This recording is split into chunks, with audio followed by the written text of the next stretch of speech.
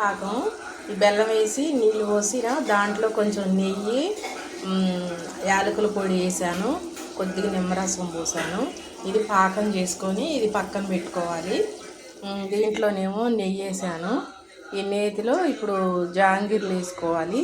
జాంగిర్లు వేసుకోవడానికి ఇగో మినప్పప్పు ఇంకొకటి గ్రైండ్ చేస్తాను. ఇది నేను కవర్లో వేసి రబ్బర్ పెట్టేసి జాంగిరి వేసుకుంటా. జాంగిరి గాలిన తర్వాత పాకం వేస్తా, మళ్ళీ ఆఫ్ చేసి మళ్ళీ చేస్తా. ఇడ్లీ పిండి వేసుకున్నా. దీన్నే నేను ఈ కవర్లో వేస్తున్నా. ఈ కవర్లో నాకు చేత్తోనేమో వీడియో తీయాలి, ఇది కవర్లో వేస్తున్నా. మళ్ళీ వేసిన తర్వాత చూపిస్తా. ఇదిగో ఇలా పాకం వచ్చేసింది. ఇలా పాకం వచ్చేస్తే ఇక మనకి పాకం అవుతున్నట్లే. దీన్ని ఇట్లా వేడి చేసుకొని కలుపుకొని అట్లా పెట్టుకోవాలి. పెట్టుకున్న తర్వాత దీంట్లో నెయ్యి కూడా వేసా. నెయ్యి కూడా కరిగింది. ఇది దీంట్లో ఇంక నేనేమి ఇలా మన ఇంట్లోకే కదా, ఎందుకు ఆయిల్ వేయడం అని చెప్పేసి అనుకున్నా. ఇంకో దీన్ని ఇంకో చివరన కొంచెం కట్ చేస్తున్నా.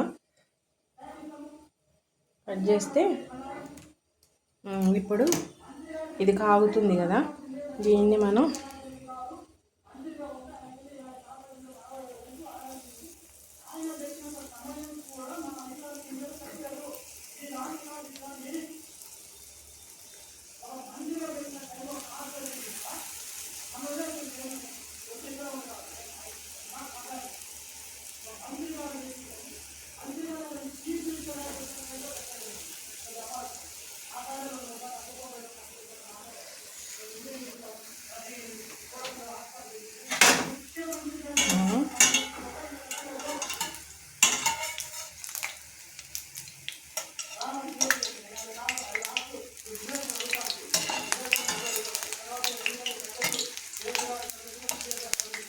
అది స్టవ్ కూడా బంద్ చేసా పాకం.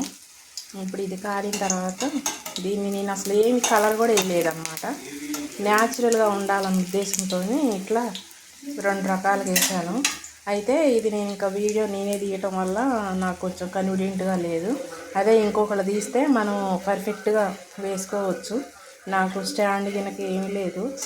సరేలే సరదాగా నన్ను చూసి ఇంకొకళ్ళు వేసుకుంటారన్న ఉద్దేశంతో నేను ఈ వీడియో చేస్తున్నా. ఇది అచ్చం మినప్పిండేనండి, ఇడ్లీకి పట్టిన పిండే అన్నమాట. ఇది నేను వేరే మళ్ళీ ఏమీ వేయలేదు. ఇప్పుడు దీన్ని ఇంకో కొంచెం బంగారపు రంగు వచ్చేసింది కదా లైట్గా, దాన్ని వేస్తున్నా. ఇవ్వండి,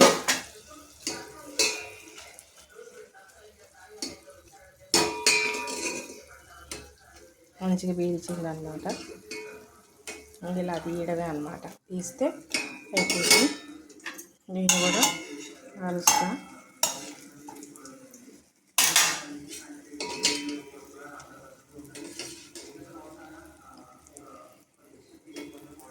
న్యాచురల్ కలరు, కమ్మట వాసన వస్తుంది అన్నమాట. నెయ్యి అంటే మీకు వీడియోలో వాసన తెలియదు కదా, అందుకని చెప్తున్నా. ఎగ్జాంపుల్ చూపించిన తర్వాత వీడియో బంద్ చేస్తా.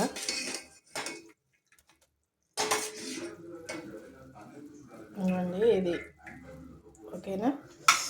ఇవి జిలేబీ, ఇది ఏమంటారు జాంగీర్ అన్నమాట. ఓకే.